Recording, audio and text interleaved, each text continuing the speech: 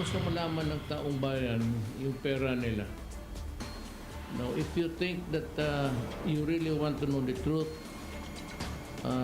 how the money is spent, kung may corruption ba, makinig lang ho kayo. Hindi ako namumulitika. Pero huwag ninyong paniwalaan kaagad yung sinasabi dyan sa Kongreso. Lalo na yung mga congressman. Puro daldal lang yan ang sinabi ko. Para na makaporma kasi eleksyon. Ang hinihingi ko sa taong bayan, yung lahat na senador, ito kung pagbigyan lang ninyo ako, yung lahat ng senador tumatakbo, talunin ninyo. Huwag ninyong ibalik sa Senado kasi magdaldal na rin yan at mag-show off, parang magyabang. Marami yan, lalo na ito si Gordon. Makita mo si Gordon sa mga TV, pag committee hearing niya, makita mo maraming mga congressman, pag roll call.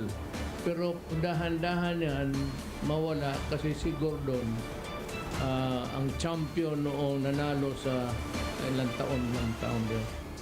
Siya ang nanalo sa Tokaton champion. Puro daldal, kanya ang tanong, kanya yung sagot, at siya magsabi kung mali ka o hindi. The Filipino people, have you noticed anything that is right or wrong here? Na nagsasalita yung tao, 7 hours bugbugin mo ang tao nagtanong, mawawala talaga yan. The News Day continues here on One News Now. I'm Charles Lejano. President Duterte once again slams the opposition, saying they have no chance of winning the 2022 elections. In a briefing that aired earlier this morning, Duterte said he's sure that the opposition will again lose in the race for top government positions next year. He believes that opposition candidates will most likely meet the same fate of Ocho Derecho back in the 2016 polls. Hindi man manalo yung oposisyon yan. Sigurado ako, yung Ocho Derecho ulit na naman yun. Walang pinakita sa Pilipinas eh. In the same talk, the president revealed that Senator Amy Marcos visited his daughter, Davao City Mayor Sara Duterte, to persuade her to run for president, with Marcos as her running mate. But the president said his daughter told him that she's not interested to run. That's why he decided to accept PDP-Laban's endorsement and seek the second highest position. Should Marcos run for vice president, it is likely that she will be a contender to President Duterte. Medyo kasi si ay may ganito ang laro niyan eh. Pinupuntahan niya si Mayor sa Duterte sa Davao, hoping na kung magtakbo yun, siya ang maging busy. Hindi naman tatakbo. Sabi ni Mayor Sara Duterte, hindi siya magtakbo. Pero sabi ko, magtakbo ako ng Vice President.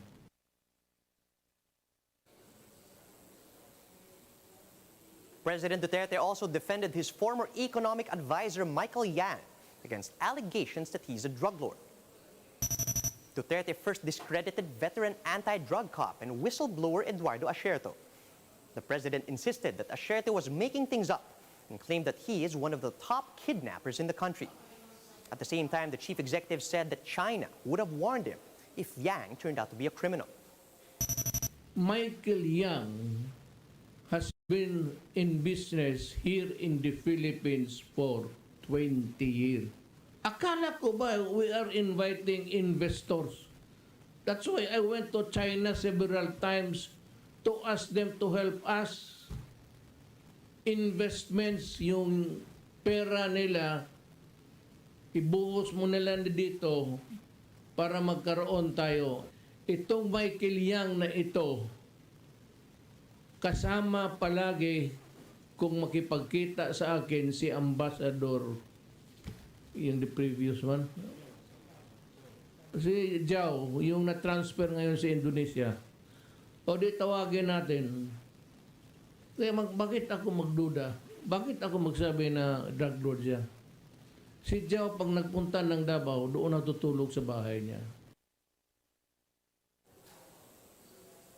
President Rodrigo Duterte, as well as Senator Bongo, may soon face charges over at the Senate amid controversies hounding the Health Department. This was confirmed by Senate Blue Ribbon Committee Chairman Richard Gordon in an interview with the chiefs. The issue in question was the awarding of an 8.68 billion peso worth of contracts to Pharmaly, Pharmaceutical Corporation, which had no experience with the government's procurement and bidding process prior to this. That is really damaging. Na I'm sure maraming pang lalabas dyan because the president has a lot to explain. All of a sudden, this guy, young and is being criticized for that, brings in this guy, Pharmaly, and all of a sudden, Pharmaly is getting it, and all his boys are giving it to Pharmaly. So the president has to explain.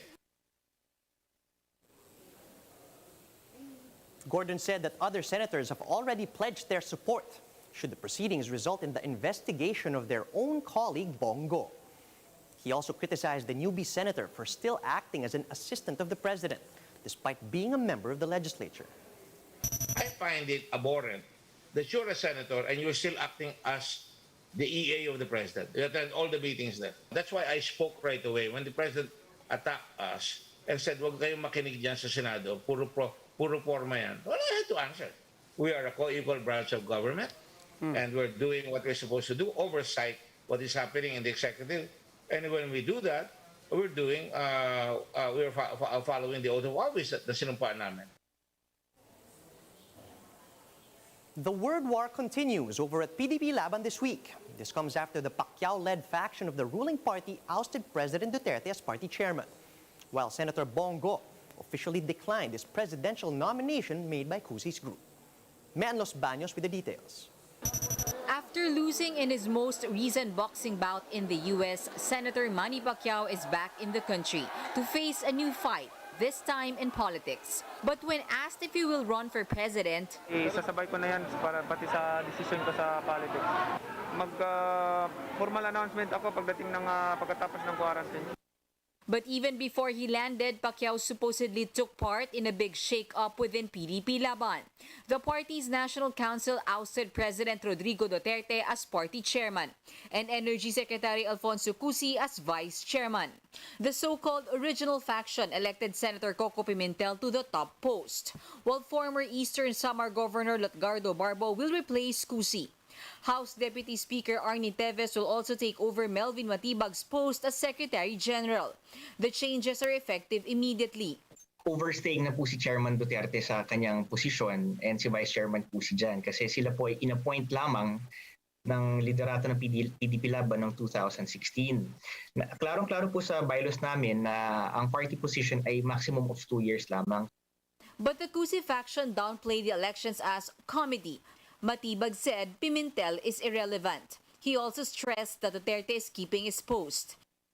In response, the Pimentel faction said it will just let the Commission on Elections decide which is which ahead of the 2022 polls. We're already prepared and we're already expecting na abot talaga sa Supreme Court ito. Although we've repeatedly said na malaki at mataas ang paningin namin na paniniwala sa COMELEC.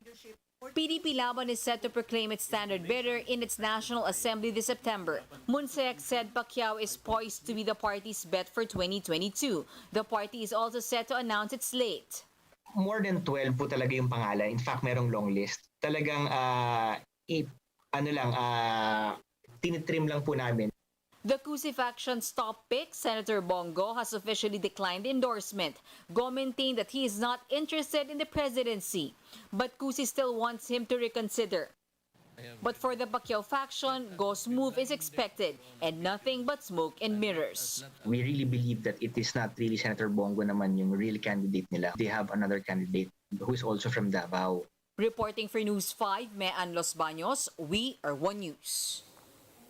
Nas Academy is opposing the findings of the National Commission on Indigenous Peoples on their controversial contract with Kalinga Mambabatok Whang-Od. The NCIP found that the contract was erroneous, but for Nas Daily, the agency's findings were unfair. Nick Garcia with the story. Kalinga's mambabatok, Apo Whang-Od, did not give her consent for a tattooing masterclass at Nas Academy, owned by vlogger Yosar Nasin, aka Nas Daily.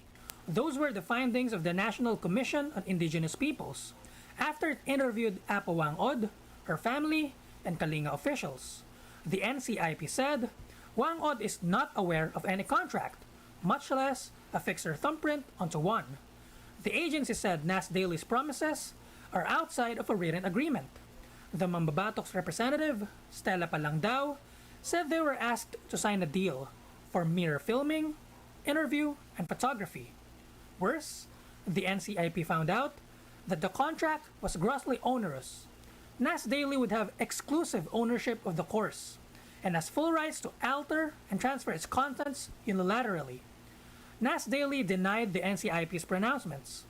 He said he was not given the chance to explain his side before the commission released a statement. Nas Daily expressed readiness to cooperate with the NCIP's investigation and vowed to continue his mission in the country. Nick Garcia, We Are One News. Here's a quick look at some of today's headlines. The country recorded another all-time high of new COVID-19 infections at 22,000. But the health department says this wave of new infections has yet to peak. President Duterte and his former aide, Senator Bongo, are found to have links to an inexperienced pharmaceutical company that bagged billions worth of contracts for medical supplies. And Dark Horse's top fan favorites in the recent interview challenge of Miss Universe Philippines. And those are the top stories at this hour. Join us again later at 12 noon as we continue to monitor the day's biggest stories. You can also catch One News on Signal Play. Register for a free account at www.signalplay.com so you can stream One News live anytime, anywhere. I'm Charles Lejano. Mask on, wash hands, and stay safe, Philippines. We're One News.